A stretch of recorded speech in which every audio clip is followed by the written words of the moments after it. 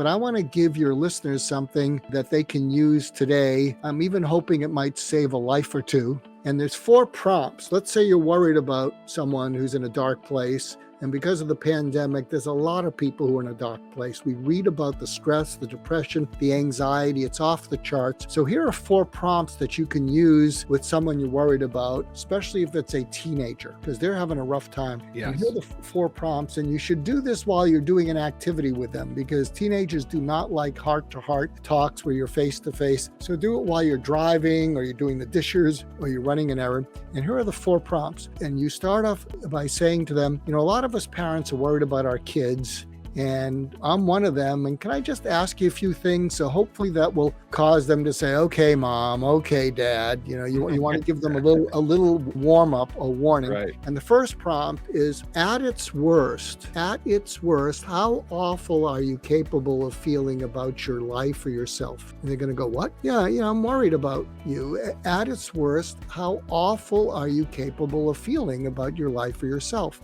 And if you're fortunate, they'll say pretty awful. A little surgical empathy is pretty awful or very awful. Okay, mom. Okay, dad. Very awful. And the second prompt, and when you're feeling that, how alone do you feel? Very alone. Very alone or all alone? Okay, mom. Okay. Okay, dad. All alone.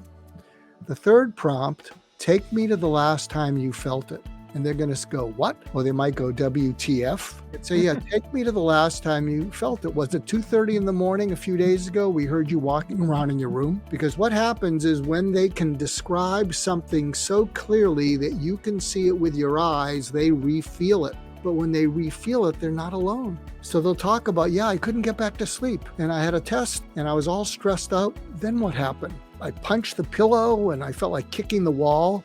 Then what happened? I just started pulling at my hair.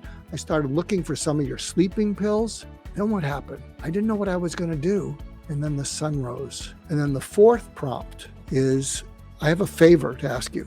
That you look them straight in the eye and you say, whenever you're feeling that, or even on your way to feeling that way, I want you to do whatever it takes to get my undivided attention, or your mom's undivided attention, or your dad's undivided attention. Because we're busy, we got tons of things in our mind, but there is nothing more important to either of us than helping you to feel less alone when you're feeling that awful. You got that?